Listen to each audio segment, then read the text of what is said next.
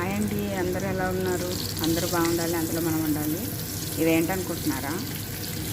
ఎండు చేపలు ఫ్రెండ్స్, వచ్చే ఎండు చేపలు. నేను మొన్న సిటీకి వెళ్ళినప్పుడు తెచ్చుకున్నాం. దగ్గర దగ్గర ఒక 5-6 ముక్కలు అంతా ఉన్నాయి అంతే.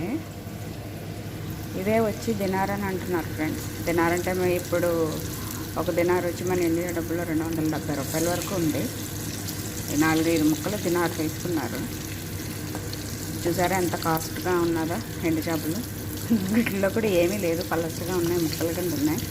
అక్కడొకటి, ఇక్కడ 4, మొత్తం 5 ముక్కలు అంతే.